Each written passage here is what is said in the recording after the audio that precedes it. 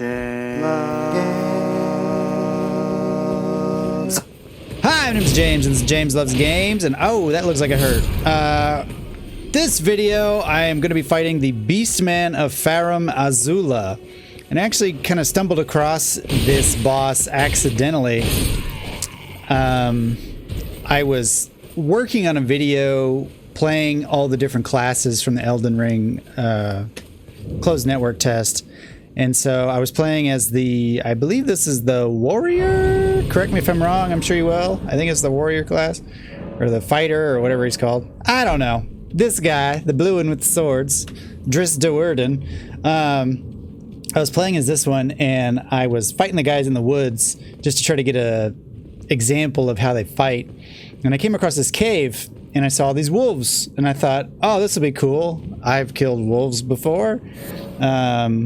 There's some moss, some cave moss that I'll put in my pocket for some reason. So I just jumped in here to try to fight all these wolves, and it didn't go so well. As you can tell, I'm accustomed to playing Souls-type games with a shield, and having two swords really kind of puts me out of my element, especially with as little experience as I have. As fun as it is to play with the swords, I kind of came in here blind, and this dude kind of bit me in the butt and took me out. So I died, as you can tell. But I decided to summon some help and try to take out these wolves with a buddy. And, you know, really, my excuse for getting so much help playing the network test was that, oh, it's a network test. They want me to be summoning people and putting it through its paces. I'm not just bad at the game, I'm helping the developers make the game better by summoning help every chance I get.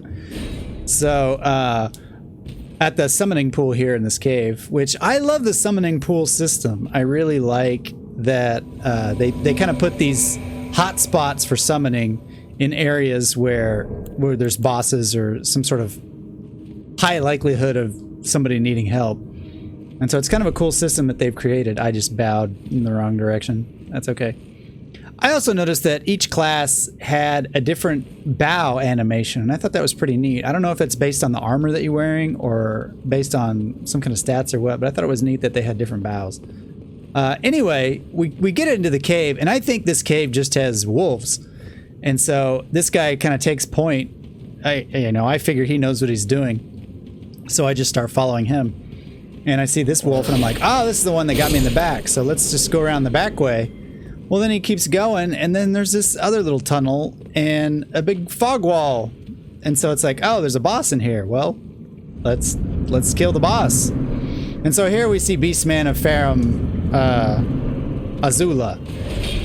And pretty cool boss, I gotta say. I think it was a good boss for this class to fight, or a good boss for me to sort of get a good feel for how this class fights. You know, the two swords and this sort of Stormblade skill worked out really well. And it worked in concert really well with the Bloody Wolf's lightning bolt there. Just because they both kind of stun the enemy, and he can kind of zap them from far away while I go in and get all the cuts. I could, you know, swoosh him with my wind, my mighty wind, to make him just get stunned for just a second to give one of us an opportunity to go and get some cuts. And so it was a fun boss fight. It was, you know, I feel like we did a good job of sort of taking turns distracting the boss and all that stuff. And this boss gave me a real Bloodborne vibe too. Like it had that, you know, I mean, he's Beastman, so obviously it's real Bloodborne-y, but yay. Thank you a lot. Thank you a lot, Mr. Man. So there's also a treasure chest in here, and within this treasure chest is a new thing in the game that I had never heard of until this very moment. The Flask of Wondrous Physick.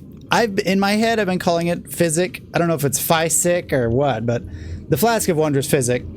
Basically, you can create your own special potions from crystal tears that you find throughout the land. And I thought this was a really neat thing. The only problem was the tears that they give you you make these at the sites of grace, basically the bonfires. The problem is the tiers that they give you, one of them gives you temporary boost to stamina recovery, and the other one makes you explode. And so I had a hard time, finding the utility of this until I fought somebody in PvP. I was trying to fight a boss and we got invaded, and this guy used this very potion, because I guess these are the only crystal tiers available in the demo. But this guy, he drinks his potion and he just explodes. I'm like right next to him. I'm like, oh, you're gonna take a drink when I'm right next to you? The nerve, you cheeky monkey. And so I just swoop in for the kill, and of course he explodes and takes out half of my damage.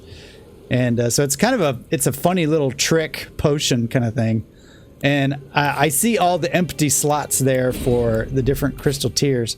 And so I'm excited to see all the different various crystal tiers. Here, I'm going to take a sip of this thing and show you what it does. But I'm excited to see what all they do and the crazy combinations, boom, that people come up with.